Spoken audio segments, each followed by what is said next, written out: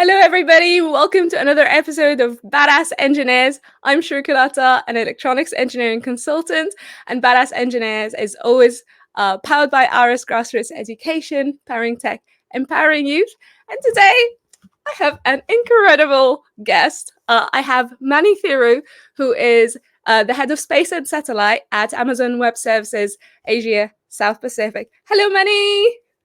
Hello, Shrouk. How are you? So lovely to be with you here on this show with you today. So great to see you. And you're in Singapore right now, right? That's right. You're so cool. Could you introduce yourself to everybody? Absolutely. So my name is Mani, and as you said, I am the head of Space and Satellite for Amazon Web Services across Asia Pacific, which in rough term means that I look after the space industry for Amazon Web Services across Australia, ASEAN, that's Singapore, Vietnam, Thailand, all of the ASEAN countries, Japan, Korea, India. So it's quite a wide region. And my team and I support a number of different customers, a range of customers, actually. So we have public sector institutions. So those are agencies, space sector agencies. We have startups. We have private enterprises. We have universities, accelerators, VCs that we work with in the space sector. So it's quite a broad set of customers. And cloud, just to level set, cloud plays a critical role in enabling space missions. So with Amazon Web Services, we have over 200 different services, and they include things like machine learning, IoT services, high performance computing. And all of these come together. They're usually stitched together to create applications or solutions in the SATCOMs world or the space industry. And you know, in case the audience isn't really familiar with cloud, a quick way to think about it is it's basically compute power on demand. So you work with it on a pay-as-you-go basis, right, and you flex your needs, so to speak, or your requirements as required. So small, or can be as big as universities, banks, or small enough. You know what? Like, I hear cloud computing all the time, but I've never really understood it. Thank you for making me understand what it actually means. Now I can say cloud computing. Totally understand what I'm saying. How does somebody become like the head of space and satellites? How did you do this? How can I do this? Okay, well, no, I'm glad you asked me that question because. So I've been with Amazon Web Services for about 5 years now. Nice. And it wasn't, you know, I had no dreams of becoming an astrophysicist or an astronaut even when I was a little girl. I guess in many respects, I come from a typical Asian background, and the choices that had to me back then were you become a doctor or you marry a doctor, or you become an engineer, or you go into law. And so I actually started in physiology. My bachelor's is in physiology. Yeah, and then I did while I was studying, I was also working in a doctor's clinic. But at the clinic, I would look after their systems, the IT systems. So at some point, I decided that I found IT technology more interesting than research. You know, the physiology is a lot of work for, and you know, lab sections dissecting tissues and cells. And I decided, okay, I'd veer away from sort of biomedical arena into technology. And so I did a postgrad in business with technology. I went on to do a master's in international relations. I sort of just felt my way around. I enjoy studying, and I was taken by things that interested me. So I didn't really have a career pathway in mind, to be honest. I just sort of went with the flow, followed what I liked, and it invariably led me to jobs that I really enjoyed. And I met a lot of interesting people. And after about 15, 20 years, especially in Australia, this was about 5 years ago, when I first started with Amazon Web Services, I was looking after an edtech portfolio that's basically building education solutions, again, on cloud. And I had the privilege of working with a lot of educators in society. And one of the amazing sort of mentors, relationships I managed to work on was with Dr. Alan Finkel, and he used to be the Australian chief scientist at some point. Yeah. And he was working on a myriad of interesting things for the government. He was literally advising the government on what the next 50 years would look like for Australia. So he covered things like quantum, renewables and energy, and then space was one of them. So it was actually him, basically, who gave me the idea to look at the space sector as an opportunity in Australia. And what I did then was I wrote what's called a narrative at Amazon, which is essentially a business case. And I took it to my management team at that time, and I said, because this space was new for Australia, really it started about 4 or 5 years ago, the formation of the Australian Space Agency. In fact, there have been so many new space agencies across the world that nations have decided to build out, because the potential, the economic growth potential is huge. And so I started literally when the Australian Space Agency was born. I was given the right introductions to various stakeholders in the industry. And I did a lot of learning. I did a lot of book reading. I went and talked to a lot of people. I learned a hell of a lot of new things. And then the trick was to marry it to cloud. So space is one thing, cloud is a whole another domain. So there's a marriage of two where there's a value proposition, which is for space companies. Using cloud essentially means you have security embedded as part of your solutions. It's a lot more cheaper. It's more cost effective. It's innovative. Amazon Web Services, there's a new service released practically every day. So there's no shortage of innovation from the cloud sector, which could impact the space sector. And once we figured out what that looked like, I had to go ahead and try and do something with this business knowledge or insight. And around about the same time, I had a colleague in the US who also was thinking similarly. So together we wrote this narrative, this business case. We presented to our senior management team. It got approved. And then about a year later, we set up this brand new industry business vertical that is dedicated to looking after space and satellite customers across the globe. So it's pretty cool. Today it's run by, it's a multidisciplinary team. I have colleagues all over the world. We're led by a lovely gentleman called Clint Crozier. So he's a retired Major General. He actually used to be the second in command for the Space Force. He was known as the architect of the US Space Force.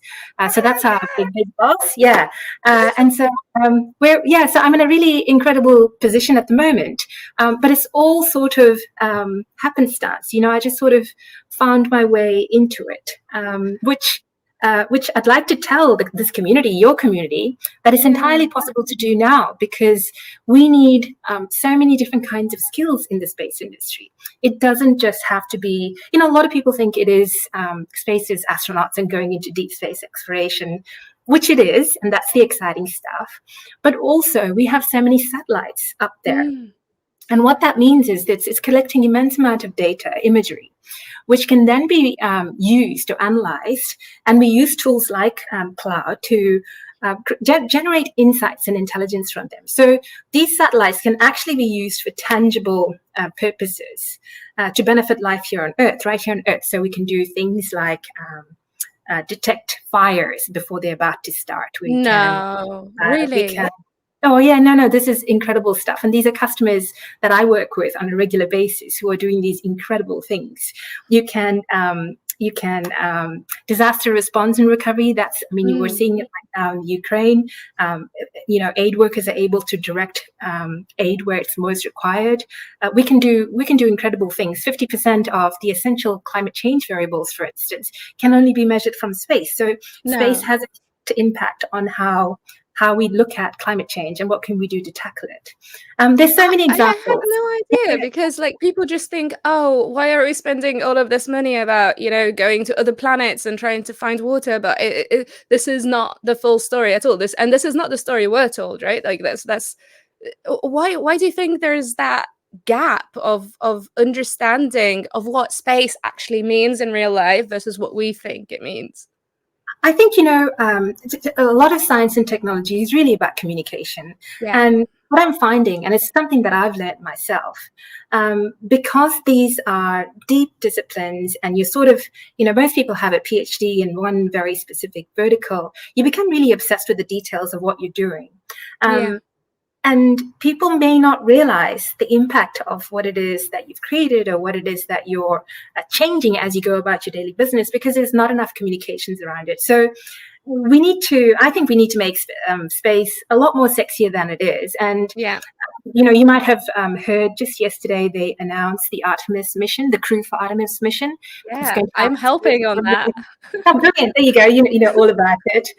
So there's a huge resurgence at the moment for space, but it's again, I love pointing out, it's because the little boys and girls, sometimes we go to schools and we talk to them, and we say, it's great that if you want to be an astronaut, but equally, did you know you can be an astrobiologist? You can figure out what happened, what was the Big Bang, how did it start, where did we come from? Are we actually made of stardust? Or you can be a space biology, you can be a space medicine expert. There is now trials being done on the International Space Station where they're trying to explore the effects of microgravity on our bodies. So physiologically, the stresses, changes that happen when we're in space, but also cells and drug particles behave differently in microgravity environments. So there's huge potential there for the pharmaceutical industry to reimagine what manufacturing in space could look like. A lot more efficient, a lot more cost effective, which obviously has, direct impact for us right here on Earth. So there's huge amounts of there's huge benefits to space technology. It's not just for people far out there. It actually does make a meaningful, tangible difference to folks right here on Earth. That is so exciting. It gets me really excited talking about this stuff. And like I said, I'm just working on some of the projects for Artemis. And I design PCBs. I design printed circuit boards, and it's my first space project. And the different methods that you have to design for the electronics to work in space is just mind blowing. So I'm really excited to be speaking with you. Are you ready for some questions? Yeah. No. I'm glad that you're so involved, because there needs to be a lot more education on the types of jobs that are available in the space industry right now, for everything, from manufacturing to space medicine to satellite builds, data, analyzing data. There's a whole spectrum of skills. Space lore. Communications, like I said, that requires creative marketing. So every job that we have today on Earth, at some point, will need an equivalent in space. Wow, I love it. Okay, shall we get some questions out of the bag? Sure, go for it. All right, let's see what's going to come out. All right, let's see what this one says. Ooh, I love this question. It says, what are you proud of the most in your career? There's a lot to be proud of. That's going to be hard. So because we're talking about space and I'm still pretty excited with this role that I'm in right now, I think I've got to say it's got to be what we call the democratization of space. So, a few decades ago, back when, in the 60s, they went to the moon, only the largest governments with the large budgets and large, the NASAs, the ESAs of the world, Russia, China, could afford to put resources into space or to send astronauts to the moon. Now what's happening is organizations of all sizes, and I work with a lot of, I work with two-man shops, a 10-man team company, startups that are now being funded and growing into 100, 200 people organizations. Anybody can get involved in space. And I feel really energized and humbled that I play a small role in that journey. So big, bold space missions aren't just for governments and space agencies anymore. You and I can get involved. Yeah. And I think that's tremendously exciting, interesting. For anyone who's listening and wants to know more, look up little companies. These companies have been born over the last 2 or 3 years. In Australia, there is a company called FarmBot and data farming, and they use satellite imaging to help farmers increase productivity gains in agriculture, which I think is fantastic. So it's space tech being utilized for food production. There is company on Earth, right here on Earth. So there's companies there's a company called Satchur in India, Axel Space in Japan. All of them have their own satellites up in orbit, and they do things like look after landscapes, so conservation efforts. They look at preventing illegal logging, illegal fishing. There's so many things that you can do when you have a wide and a high resolution view of what's going on our planet from up there. There's so many interesting examples, and I think for me, that's probably the latest thing that I can think about being proud of. That these changes are happening little by little, and it's in Asia, because most of I guess a lot of attention goes to NASA, and arguably so, but little countries from across Asia are putting down stakes in space, and I think that's super exciting. I love it. And if you guys need any electronics engineers, I'm here. That's so cool. And I've worked with a couple of UK-based or Europe-based startups as well, like you say, tiny startups who are doing space technologies like Space Dots, who are making tiny satellites to go and do testing in low orbit, and Sensico, who are actually just using satellite data for air quality systems. So it's just a huge field, and the possibilities really are endless. Yeah, some amazing companies in the UK. There's Satellite View, that's another one. They track emissions. You've got Space Catapult in the UK, and they act as an incubator. They actually connect space companies with each other across regions, into Australia, into Singapore. So there's lots happening. There's so much happening. So cool. All right. I know we're talking a lot, but can I get another question from the back? Yeah. Yay! I know you're super busy. Thank you so much for giving up your time to speak to us today. And I'm just so excited to have you. Okay. I love this question too.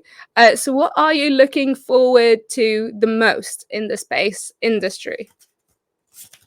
So a couple of years ago, Morgan & Stanley put out a report, and basically they estimate the global space industry will be worth, or will generate revenue of more than $1 trillion in 2040. So we're currently sitting around 350. That's a massive number. And like I said before, Artemis, the mission's been launched. NASA is partnering with a number of different agencies across the world, including the Australian Space Agency, including JAXA, the Canadian Space Agency. We're going to have people of color, the first women in space, going up to the moon. There's just so much happening at the moment, and I'm looking forward to this becoming normal. 100 years ago, or a couple of 100 years ago, I don't know, the Wright brothers, jumped up and started flying, and today we don't even think about it. We just fly. I'm looking forward to the next, I guess it's the next 20, 30 years when it becomes feasible for any of us, with a good reason, to go into space, and that could be developing an off Earth, and they're already doing this, right? Part one of Artemis is basically to set up a base station in the moon in a bit towards getting to Mars. So there's a whole bunch of work that needs to be done to get there, and using innovative technologies to place astronauts who will be travelers like you and me someday on the lunar surface. I'm excited to go to space with you. And to develop an ongoing presence, to live in a habitat there, it's going to take a lot. It's technology, it's sociology. There's a lot that's going to have to come together in order to make this all work. And I guess I'm just really looking forward to the possibilities. There's so much to look forward to, so many benefits to be derived, and that we do that in a thoughtful, deliberate manner that keeps it all sustainable, that keeps it all equitable for everyone. Space belongs to everyone. So I'm always pretty passionate about everyone having some say in how we treat it as a commons. So those are some of the things that I'm sort of excited and looking forward to the most. Gosh, what an exciting time to be alive. I can't wait to see what happens in the next 30 years too. Hopefully I'm still alive. You will. It's going to happen in that time. I know that we're a little short on time, but I was wondering, how do you feel about another question from the back? No, go for it, please. I'm happy to chat. Yeah, go for it. Yes. All right, let's go for it. Woo! What does this one say? This one says, do you have any advice for somebody who wants to follow in your footsteps? Like me. Somebody like me. I want to follow in your footsteps. Absolutely. You don't have to follow my footsteps. You'll find your own path. But one of the things, and that we have at Amazon Web Services, we have these leadership principles. One of them is called Learn and Be Curious. And way before I got to Amazon, I've just been a really curious person, I think. I always want to know something about everything. So I like encouraging people to practice being curious and to follow your curiosity. Yeah. By the time I was 22, I think I'd lived on 4 different continents, and I had, I grew up in the UK. My parents are Sri Lankan. I grew up in Africa. I did my undergrad in New Zealand, and I spent a whole bunch of time in the Netherlands. So I had such great exposure to different cultures, to different ideas, people, and I believe it's given me really, and it's an incredible asset to have divergent thinking, the ability to engage with different people, to just think on your toes. And I think if you find yourself having opportunities that get you out of your comfort zone, and even if you don't have the capacity to travel like I did, it doesn't matter. You can meet new people down the road at your local coffee shop. If you're studying at a university, try and take a different topic just to learn, maybe philosophy or literature, just see what it gets you. The idea is to broaden your perspective. So in everyday life, I'm lucky because I'm surrounded by a lot of different expertise. So at Amazon, we've got doctors, we've got engineers, we've got nurses, we've got lawyers. And if you make an effort to meet your co-workers from other divisions or disciplines, and you express genuine curiosity about what they're working on, tell them, some of the problems that you're grappling with. You never know what you get. And that diversity of difference in thinking, perspectives, and experiences will contribute to your ideas, your techniques, or your toolkit somewhere. So like I said, I'm not an expert in any one thing. I'm a generalist, but I've got a lot of different, I guess I've got a non-traditional background, particularly for the space sector. But I actually think it makes you a really well-rounded person. You have this creative approaches to problem solving. And so my biggest thing would be stay hungry, ask questions, be curious. And it's never too late to start now. If you haven't done it up till now, it's not too late to start now. So I think that's my biggest, if you can, spend not if you can. Spend 5 minutes a day, just asking yourself, what I learned today, or what would I like to learn today. The other thing is, in terms of giving away resources, I wanted to see if I could drop a link into your chat box? Of course, please do that. So if you actually, so you can't post comments to LinkedIn anymore, but if you post it to my chat box, I can share it with everybody watching. And I know we have some live comments as well. Hello, Jonathan, who's saying great advice. People love you. Oh, thank you. So, I've just shared a link, and what I want to do is I want to make it possible for people to access skills which are free and easily learned online. So Amazon Web Services have gone out of their way, and we started doing this over COVID when a lot of people were stuck at home. Really? But the company wants to make it easy for people to have access to tech skills to grow their careers, right? So we will need a lot of software engineers at some point if when we go into space. So the link that I've shared you, it's basically free digital training content and there's no hooks. You just learn at your own pace. There's about 500 different online courses, everything from networking and storage to artificial intelligence, data lakes, data analysis. These are simple skills, and they're highly useful. They're highly transferable to any sector. It's not just for space. You can have these skill set and you can go work in a bank. You can go work in a university. It doesn't really matter. The content's designed for everyone, from individuals looking to build just foundational knowledge, or you can access cloud computing skills that are more for seasoned IT professionals. So have a look at that link, or if you can share it, Shrouk, please go ahead and share it. And I think. Good. I was really impressed with my colleagues because I think it's actually accessible in about 16 different languages. No. So check it out.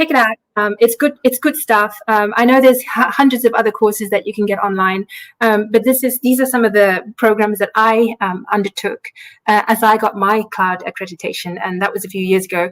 So these are skills that you can use wherever you go. Yeah, this is good.